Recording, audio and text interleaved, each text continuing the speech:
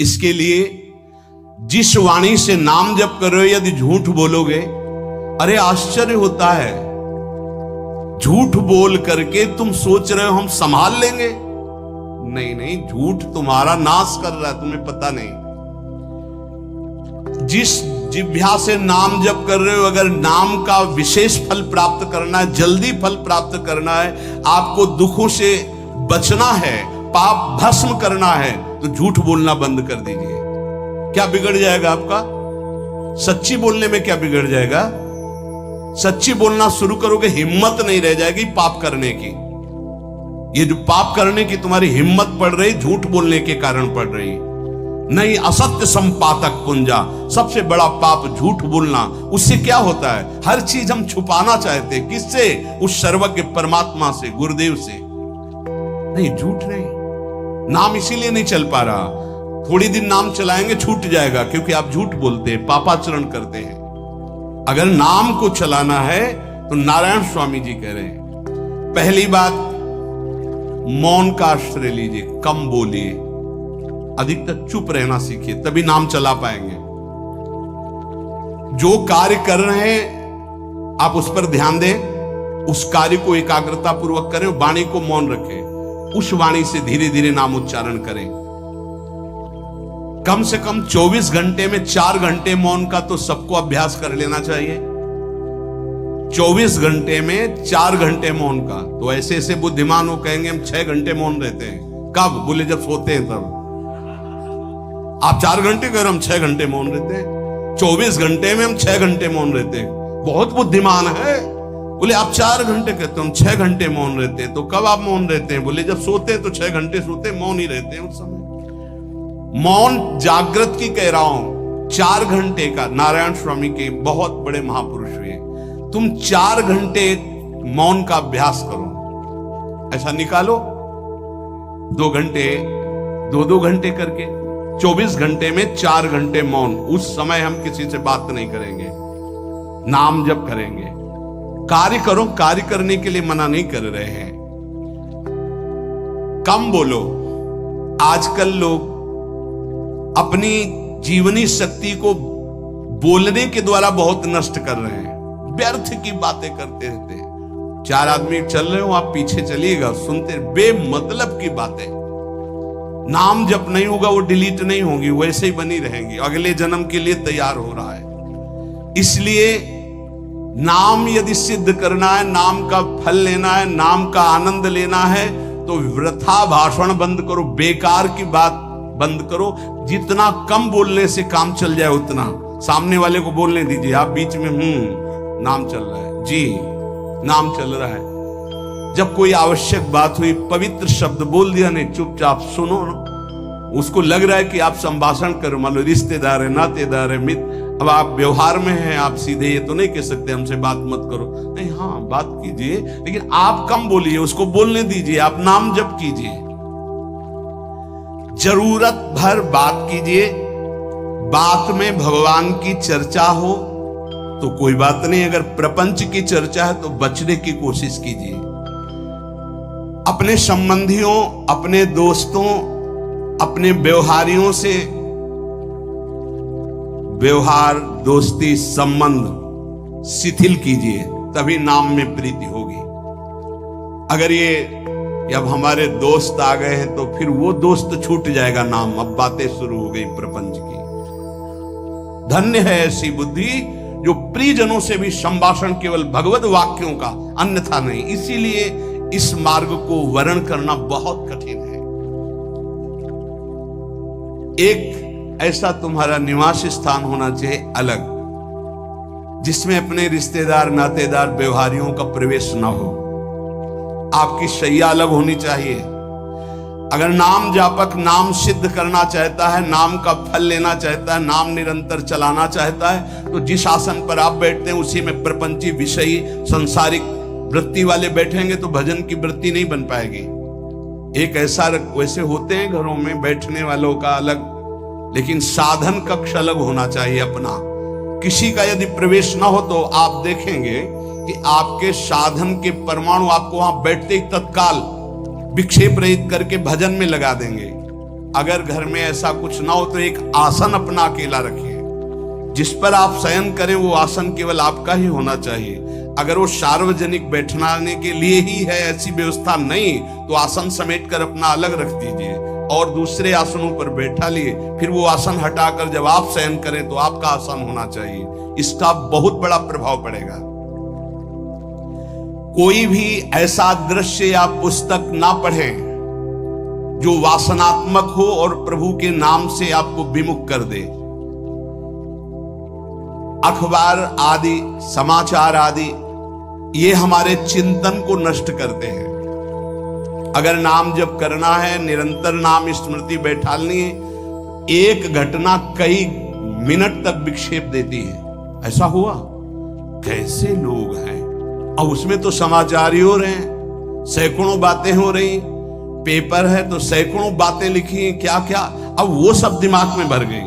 इतना व्यसन है किसी किसी को पेपर पढ़ने का, समाचार पत्र पढ़ने का, कि सुबह होते ही वो विरह में रहते हैं कि पेपर आ जाएगा। आया, मिला तो ऐसी एकाग्रता से पढ़ते हैं जैसे वेदांत चिंतन करने वाला वेदांत चिंतन। चश्मा लगा, चाय रखी ठंडी हो रही, उससे मतलब बीच बीच में चाय और चश्मा से पेपर, और पूरे दिमाग में वही। अब क्या करेगा, जो पढ़ा है उसका चिंतन बनेगा, वही बोला जाएगा। अब जहां चार मिले तो तुम्हें पता है, उत्तर प्रदेश में ये हुआ, मध्य प्रदेश में ये हुआ, चर्चा दिमाग। नाम जापक पूज्य श्री नारायण स्वामी कह रहे, अखबार पढ़ना, दुनिया भर की प्रपंच की जिसमें बातें हैं, ऐसे समाचार, ऐसे टेलीविजन देखना, ये तुम्हारे हृदय में नाम नहीं चलने देंगे, तुम्हारी स्फुरणा को गंदी कर देंगे, बेकार का वक्त खराब होगा। इसलिए अगर आपको पढ़ना ही है तो धार्मिक ग्रंथों को पढ़िए, अपने इष्ट संबंधी ग्रंथों को पढ़िए नाम जपने के लिए।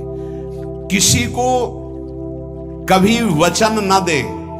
पांचवा, बहुत बहुत पॉइंट की बात करें, यदि आपने किसी को वचन दे दिया और पूरा नहीं किया तो भजन का फल वहां जाएगा, ध्यान रखना। यही हमसे सब त्रुटियां होती रहती है अपने लोगों से।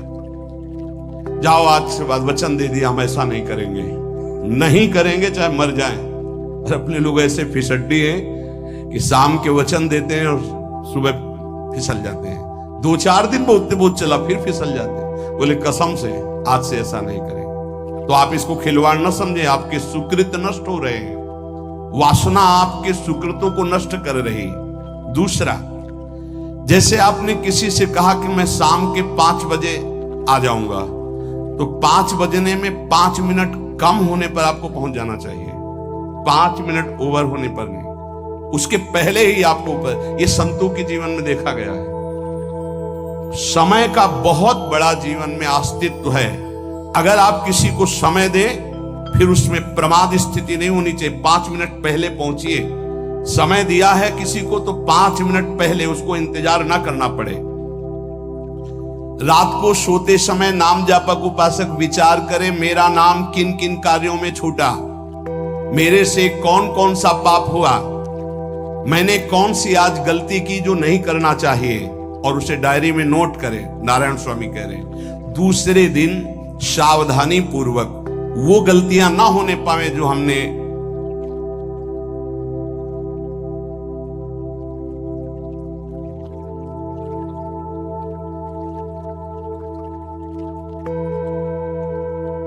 डरता ही नहीं झूठ बोलने में, पूरा का पूरा। जैसे नहीं कहते कुछ तो सत्य होगा, ऐसे ऐसे महानुभाव हैं कि 100% झूठ बोल जाते हैं, 100%।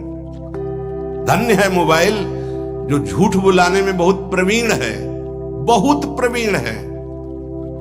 अरे भाई हम नहीं मिल सकते, आज हमारा मन नहीं है, खत्म खेल हो गया, सत्य बात है, नहीं मिल सकते आपसे, मत उठाओ फोन। अगर तुम्हें झूठे ही बोलना है तो फोन क्यों उठाओ? नहीं बोलेंगे, नहीं उठाएंगे तो समझ जाएगा कि उनकी रुचि नहीं। ये झूठ क्यों बोलना, सत्य बोलो। झूठ से यदि आप बच गए तो आपके जिह्वा पे नाम निरंतर चलने लगेगा। ये झूठ ही नाम नहीं चलने दे रहा। असत्य आचरण, छुपाने की वृत्ति, असत्य भाषण, ये नाम में प्रीति नहीं। किसी को भी फुसलाने के लिए झूठ मत बोलिए। सत्य बोलने का अभ्यास कर लिए तो पापी जीव भी महात्मा बन जाए। सत्य आवश्यक है। एक बड़े कागज पर ऐसी जगह लिख के रख लो जहां तुम उठते बैठते देखते हो कि मुझे सत्य बोलने का नियम लेना है, झूठ नहीं बोलना है। सत्य साधन कर लो, फिर देखो नाम कैसे चलता है। तपस्या, बड़े बड़े पुण्य, बड़े बड़े तीर्थ स्नान उतना पवित्र नहीं करेंगे जितना सत्य बोलने से होगा। पर बहुत कठिन है इस समय सत्य बोलना। मतलब बात बात पे असत्य का ही वर्ताव हो रहा है, असत्य का अच्छा, ये कोई संसारी आदमी में नहीं, कुछ ऐसे होंगे जो सत्य की वार्ता करते नहीं। प्रायः क्या जाता है, झूठ बोलने में बोल दिया और सामने वाला राजी हो गया, हम निकल गए। लेकिन सत्य ना होने के कारण आप में सत्य आचरण, सत्य स्वरूप भगवान का नाम, भगवान को कहा गया सत्य नारायण, वो नाम नहीं चलेगा। भजन करने का पहला साधन है सत्य बोलना। जबान से सत्य बोला जाए।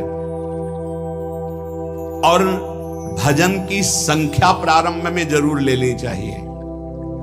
यदि 10 माला का नियम लिया, 20 माला का नियम लिया, तो उसे निर्वाह करो। जैसे यहां शरणागति मंत्र मिलता है तो 11 माला प्रारंभ में दी जाती कि आपको करना ही है, ज्यादा हो जाए वो ठीक, 11 से कम वो कभी जीवन में नहीं। अपने जीवन में गुरु आज्ञा 11 माला तो करनी है, हर समय करना है। पर ये मन थोड़े दिन तो नियम में चलेगा, इसके बाद छोड़ देगा। दीक्षा तब लेनी चाहिए जब गुरु आज्ञा पे चलने की हिम्मत हो, नहीं तो ऐसे ही नाम जपो करो। जब नियम मिल गया 11 माला तो चाहे प्राण निकल जाए, हमको 11 माला पूरे करने, प्राण निकलने तक गुरु आज्ञा का पालन करना है।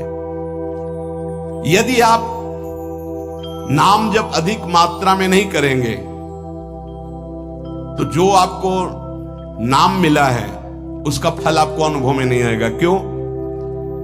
क्योंकि नाम का हिस्सेदारी होती है, भजन की हिस्सेदारी होती है। जैसे किसी ने प्रणाम किया, वो भजन लिया। गृहस्थी को इसीलिए मना किया कि रास्ते में परिक्रमा मार्ग में हलवा पूड़ी ये सब बट रहा है, हाथ मत फैलाओ। वो दान कर रहा है, सुकृत कर रहा है, और कोई दूसरे ले विरक्त आदि। आप अपने भूख मिटाने के लिए 4 रुपया के चना लेके भले पालो, लेकिन दूसरे के द्वारा दिया हुआ हलवा मत पाओ। यहाँ धाम आए हो, भगवत कमाई करने आए हो, यहाँ नाम जप करो, कष्ट सहकर परिक्रमा दो। हो सके 4 रुपए की वस्तु लेकर के आप पशु पक्षियों को पवा दो, किसी एक का पेट भर, तुम मत पाओ दूसरे का। तुम चाहो तो उपवास कर सकते हो, या प्राण पोषण के लिए रूखा सूखा थोड़ा खा लो। ये दूसरे के आराम से धाम में हम आए 2-4 दिन खूब खाए पिए नहीं, भागीदारी हो जाएगी तुम्हारे पुण्यों की। वहां ऐसे फ्री नहीं है कुछ। भजन का भागीदार राजा भी होता है, जिसके राज्य में रह रहे हैं। जो अन्न देता है वो भजन का, जो वस्त्र देता है वो भजन। इसीलिए गृहस्थ को कहीं कुछ भी स्वीकार नहीं करना चाहिए। ये बहुत ध्यान रखिए। अगर आप कहीं तीर्थ साधु आश्रम कहीं जाते हैं, कोशिश कीजिए कि किसी से सेवा ना ले, और अगर सेवा ले तो उसके अनुसार फिर अर्थ दे दे। अगर आपने वहां भोजन पाया, पान पाया, तो उसके अनुसार सोच ले कि अगर हम इतना खरीदते तो कितने का मिलता, वो दे दिया तो आपका भजन बच गया। कभी आपको कोई प्रणाम नमस्कार करे, तत्काल बराबर प्रणाम करो। किसी को अपना भजन का हिस्सेदारी नहीं, सबका मंगल हो। ये भजन जितना बढ़ेगा तो आपको भगवदाकार कर देगा। दिन रात 24 घंटे में 21,600 श्वास चलती है। 21,600 श्वास में 6 घंटा तो सोने के चले जाते, उसमें तो चेतना नहीं रहती। अब हमको अगर 21,600 नाम हमको जपने को मिल जाए तो हमारी हर श्वास सार्थक हो जाए। जो हम 5-6 घंटा सोते हैं उसमें जिनका अभ्यास है तो बात अलग है, नहीं तो वो व्यर्थ जाती है। तो हमें एक श्वास में कई नाम जपने का अभ्यास करना चाहिए, जिससे 200 माला फेरने पर ये 21,600 श्वासों की गणना पूरी होती है। अगर हम 200 माला का नियम ले तो इतना हो सकता है। तो हमें लगता है अगर हर समय माला नहीं ले सकते तो श्वास वाली माला बहुत अच्छी रहती है। श्वास में 4 बार खींचो, 4 बार नाम लेते हुए छोड़ो। दूसरा साधन, एक छोटी माला ले ले, जो आजकल तो काउंटर चला है, काउंटर में ज्यादा सुविधा संसार के क्रियाओं में रहने वालों को होती कि क्या अपनी जेब में डाल लिया। तीसरा साधन वो बहुत कठिन है, मन की वृत्ति से नाम जप करना। माला, श्वास और मन की वृत्ति, उसमें श्वास की भी गणना का ध्यान नहीं रहता, उसमें केवल चिंतन होता है, चल रहा है। पर ये आखिरी स्थिति होती, इसी के बाद वो परिपक्व अवस्था होता है। जिह्वा से धीरे धीरे नाम उच्चारण करते हुए ये पहला अभ्यास है। प्रारंभिक को एकदम मानसिक में नहीं पहुंचने की चेष्टा करनी चाहिए, 2-4 नाम के बाद मन प्रपंच में फंसा देगा। दूसरा अभ्यास कंठ में, जैसे हम जिह्वा से राधा वल्लभ श्री, इसे वाचिक जप कहते हैं। मंत्र नहीं होगा, ऐसे नाम होगा, फिर उपांश ऐसे, फिर कंठ से चलता है, फिर हृदय से चलने लगता है, फिर नाभि से चलता है। जिसका नाभि से चलने लगता है उसका परावाणी के द्वारा भजन, वो सिद्ध पुरुष कहा जाता है। 4 वाणी, परा, पश्यंती, मध्यमा, वैखरी। वैखरी जो बोल रहे हैं, जो कंठ से, फिर हृदय से पश्यंती, परा नाभि से, मूलाधार केंद्र से लेकर के संपूर्ण ब्रह्मांड में इसमें नाम गूंज रहा है, वो सिद्ध पुरुष का होता है। पहला अभ्यास जिह्वा हिला करके शुरू करें, राधा राधा राधा राधा। फिर कंठ से, कभी हमारे सदगुरुदेव भगवान को देखना, अगर कोई आ गया और बातचीत का हुआ तो यहां से तत्काल चलता दिखाई देता है ना, कंठ ऐसे ऐसे हिलने लगता है कंठ। अगर शांत बैठे तो फिर नहीं दिखाई देता। अगर कोई है आसपास तो इतनी तीव्रता लगन होती कि कहीं छूट ना जाए नाम। कंठ से विशिष्ट अभ्यासी का, फिर हृदय से परिपक्व अभ्यासी का, और नाभि से सिद्ध महापुरुष का, परावाणी से चलता है। अगर 1 वर्ष तक जिह्वा से अभ्यास किया जाए, ये मैंने किया है, नारायण स्वामी कहते हैं, तो दूसरे वर्ष में कंठ से प्रारंभ हो जाता है। 2 वर्ष कंठ से चले तो अगला हृदय से प्रारंभ हो जाता है, और हृदय से 3 वर्ष चले तो फिर नाभि से 7 वर्ष में नाम सिद्ध हो जाएगा। अगर नियम पूर्वक झूठ ना बोले, सत्य आचरण करे, ऐसे नाम जप करे। हम ये कहते हैं कि चलो थोड़ा धीमे ही सही, पर 12 वर्ष में तो आपको सिद्ध हो जाना चाहिए। 12 वर्ष, यहां बोले 30 वर्ष के, 50 वर्ष हो गए साधन करते हो, ज्यों कहते हो कोई परिवर्तन नहीं। इसका मतलब अंदर से नाम नहीं चलाया जा रहा, नाम में रुचि नहीं। 12 वर्ष में तो भगवत साक्षात्कार करके जागृत स्वप्न सुषुप्ति अवस्था पर विजय प्राप्त कर लेता है साधक। ऐसा ही स्वामी जी ने किया। नारायण नारायण नारायण नारायण नारायण, ऐसी सिद्धावस्था हो गई थी। एक टाट की लंगोटी, एक रस्सी कमर में, बस। बड़े ही उच्च कोट और बहुत बड़े अरब खरबपति घर के बालक थे। सारी सिद्धियां उसके पैरों में लौटने लगती हैं, जिसका नाभि से भजन प्रारंभ हो जाता है, परावाणी से। अजपा जाप उसे ही कहते हैं जो नाभि से होता है। अजपा जाप करने वाले उपासक की चाह रखते हैं, पहला भोजन पर ध्यान दे, सात्विक भोजन, पवित्र भोजन। भाई नाम का स्वाद नहीं मिला तो कुछ लोग जो है बहुत प्रसन्न होते हैं जब सांसारिक पदार्थ आता है। बड़ी कृपा श्री ठाकुर जी की रही है कि इस विषय पर जो है बहुत परिपक्व किया है। रोटी नहीं मिली, ये रबड़ी रसगुल्ला की तो बात जाने दो। गंगा का किनारा, गांव में जाना नहीं, जो आकाश वृत्ति से वो आ जाए वही। आप लोगों को तो रोटी तो मिल रही है। पहला नाम सिद्ध करने के लिए भोजन सात्विक और थोड़ा, अगर एक समय पाके निर्वाह कर लो तो अच्छा, नहीं तो 2 समय। 3 समय पाने का तो अधिकार ही नहीं साधक को। भगवान की बड़ी कृपा है, जब भूख थी तब था नहीं, और जब है तो भोजन नहीं पा सकती। वो बड़ा लीला बिहारी है।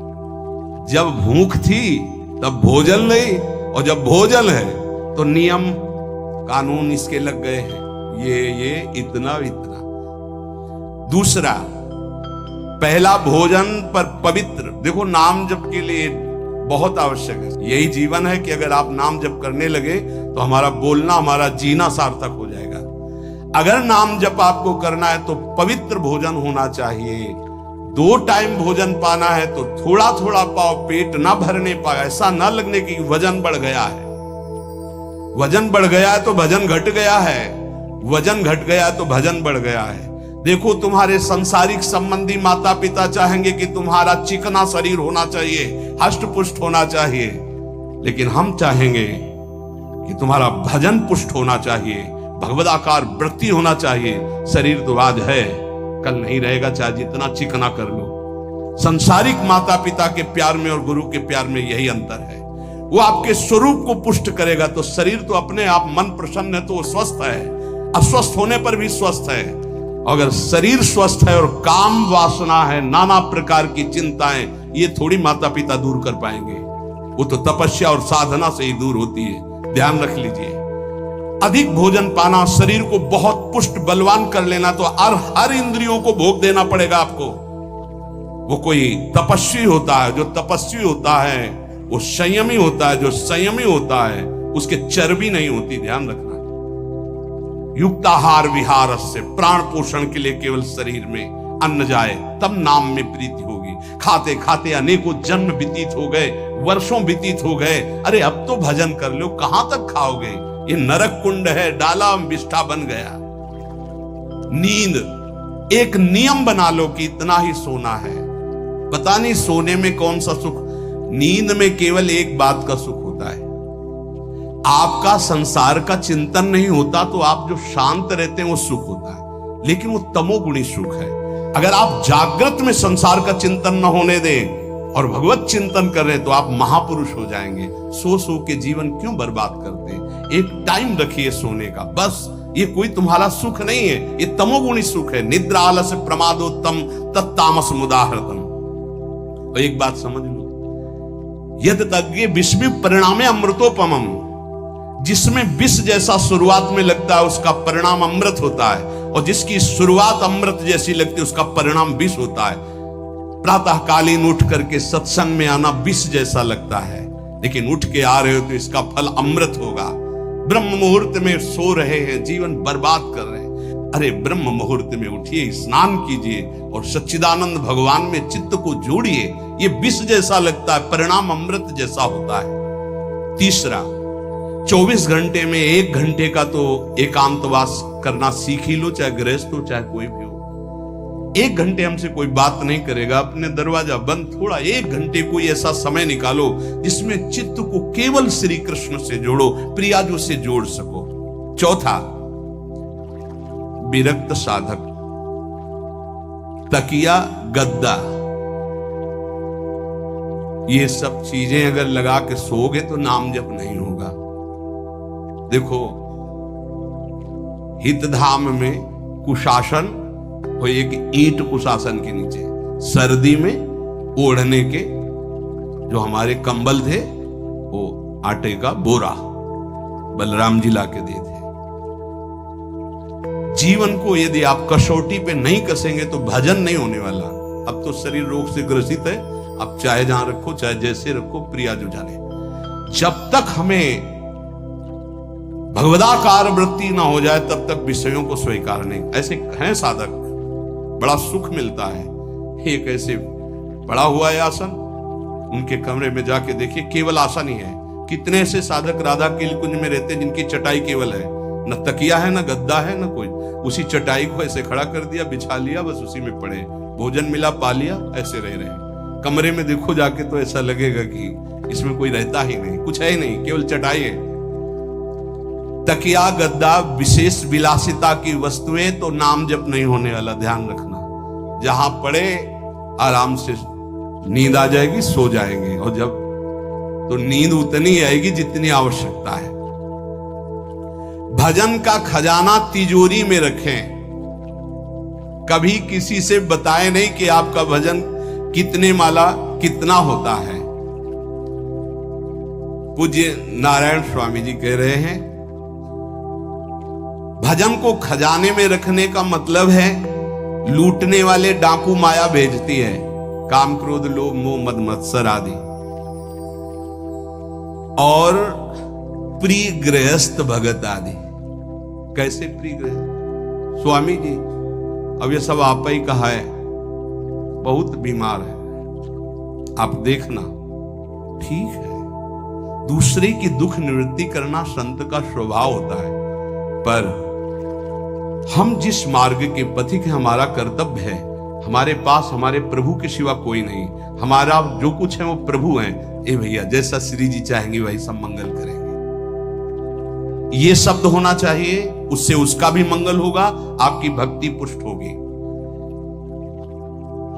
कभी भी जो गृहस्थ में भजन करता है, किसी भी तरह का किसी से भी कोई प्रतिग्रह ना ले, नहीं ले लो, ये लो ही बढ़िया रख लो, नहीं महाराज हमारा ये मार्किन का गमछा ही काफी है हमारे लिए, नहीं नहीं नहीं, ये प्रसाद पाल, हाँ इतना किनका दे दीजिए, भगवत प्रसाद है, ये हमारे लिए पर्याप्त। गृहस्थी में अगर आप भजन करते हैं तो अपने भजन को बचाने के लिए किसी से भी दान पुण्य, किसी का भी बट रहा है वो स्वीकार न करें, किसी से प्रणाम नमस्कार, किसी से अपनी सुविधा सेवा स्वीकार न करें। और जो विरक्त है उसको ध्यान रखना चाहिए कि हमारा जीवन केवल जगत मंगल के लिए विश्वेश्वर भगवान को समर्पित जीवन है, ना हम किसी को शाप दे सकते हैं, ना किसी को वरदान दे सकते हैं। सेवक स्वामी की इच्छा को देखता है, ऐसा ऐसा, हाँ प्रियाजू की जैसी इच्छा होगी वैसा नहीं, आप ऐसा नहीं, प्रियाजू का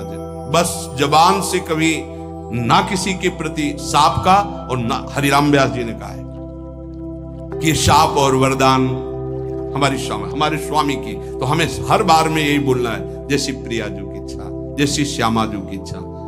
नहीं आप कुछ कह दीजिए तो राधा राधा राधा, नहीं कैसे मंगल होगा, आशीर्वाद दीजिए राधा राधा राधा, बहुत संभाल के। महात्माओं को इस बात में सावधान रखना चाहिए कि ये माया ममता का रूप धारण करके तुम्हारी तिजोरी को खाली कर देगी। खजाना लूटने के लिए माया बहुत अनुभवी महापुरुष है, सेवक के रूप में आती है, खास सेवक बनकर। आज तक जहां दगा हुआ है तो खास से हुआ है। जब वृक्ष कटने लगे तो आपस में बात की, भाई ऐसा कौन आ गया जो हमें काट सकता है? बोले हमारा कोई मिल गया। तो कुल्हाड़ में जो बेट है ना, बोले मिल गया कोई हमारा। खास बन करके आती है माया, सेवक सेविका रूप लेके। बहुत अनुभव की बात महापुरुषों की, मान लीजिए विरक्त जनों के लिए खास बात है। सेवक सेविका रूप रख करके माया आएगी। इसके बाद अगर आपने स्वीकार किया, फिर तुम सेवक होगे, वो स्वामी होगी। समझ रहे हो? बहुत अंदर से इस बात को समझ लीजिए। अगर आपको भगवत प्राप्ति करनी है तो जब तक शरीर में श्वास रहे, सेवा मत स्वीकार करना किसी की। कपड़ा धुलाना, खाना पीना, भीख मांग के खाओ, भिक्षा अन्न, या आकाशवृत्ति से जियो। जैसे मना, ना कपड़ा धो पाओ तो उतने पहनो जितना धो पाओ। किसी को अपनी होने दो। अपने शरीर की सेवा, अपने जीवन की सेवा जब तक श्वास है तब तक स्वयं करो, नहीं तो तब लग जोगी जगत गुरु, जब लग रहे निराश, जब आशा मन में भई, जब गुरु और जोगी दास। इसलिए होश में परमार्थ के पथिक को कभी किसी की सेवा नहीं लेनी चाहिए, कभी किसी को सेवक नहीं बनाना चाहिए। भगवत भाव से नेकी कर दरिया में डाल, उपदेश दे दिया, चल अपने मार्ग में। जीवन की ये बात हमारी अनुभव की मान लीजिए। अगर निर्विघ्न पंथ निर्वाह करना है तो कभी किसी को यहां सेवक न बनाया जाए। सेवक सेविका के रूप में स्वीकार करने वाले साधु का हृदय आग की तरह जलने लगता है। जो जिंदगी भर निश्चिंत और निर्भय रहा, उसे भयभीत और चिंता युक्त होना पड़ता है। अपने भजन को खास तिजोरी में रखे अपने में जो सिद्धियां जागृत हो कभी प्रकट ना होने दे, उनका कभी प्रयोग ना करें। एक एक शब्द पर ध्यान देना। उसी को भगवत प्राप्ति होती है जो अपनी सिद्धि को प्रकाशित नहीं करता। ये माया त्रिशंकु की तरह लटका देती है, न स्वर्ग में न भूमि में। देखो सेवक जी महाराज कहते ऐसे न वैसे रहे मजरेडो पाछलियो जो करी निर्वासित, न परमार्थ के न व्यवहार के। ये गांठ बांध लो, हाथ जोड़ के कह रहा हूं, सेवा के भाव से माया प्रवेश करती है और स्वामी भाव को रौंद करके सेवक बना लेती है। फिर जैसा चाहती वैसा नाच नचाती है, कोई भी हो। इसलिए होश में, यदि भगवत मार्ग में चले हो तो कष्ट सहो, शरीर की स्वयं सेवा करो। सौभाग्य मत मनाओ कि कोई तुम्हारी सेवा कर रहा है, दुर्भाग्य है जो तुम सेवा ले रहे हो। हाँ, अब शरीर इस काबिल नहीं तो श्री जी जैसा जाने वैसा। जब तक पानी उठा के पीने लायक हो तो किसी से पानी मत मांगना, किसी को अपना मत बना लेना। जब तक भगवत साक्षात्कार ना हो किसी को शिष्यत्व में मत स्वीकार कर लेना, नहीं तो बात समझ लेना, आगे खुद आपको समझ में आ जाएगा। किसी भी तरह से अपनी तिजोरी को ना खुलने देना तो भगवत साक्षात्कार हो जाएगा। बोले नहीं हमारा तो परहित की भावना और प्रचार करना है, तो है क्या तुम्हारे पास प्रचार करने के लिए? परहित की भावना के लिए है क्या तुम्हारे पास? जब तक सर्वत्र श्री कृष्ण का अनुभव नहीं हो जाता तब तक उसमें कोई सामर्थ्य नहीं होती। और जब सर्वत्र वासुदेव का अनुभव करता है तो उद्धार किसका करना है? विचार करके देख लीजिए। फिर वो स्वांता सुखाय तुलसी रघुनाथ गाथा। इसलिए भजन के खजाने को बचा के रखो। रूखा सूखा टुकड़ा खा करके गंगा जल यमुना जल का आचमन करके जीना सीखो। अच्छे अच्छे पदार्थ सामने होने पर वही पदार्थ स्वीकार करो जिससे तुम्हारी जिह्वा रुचि न कर पावे। ये दुष्ट है, इस दुष्ट को दंड दो।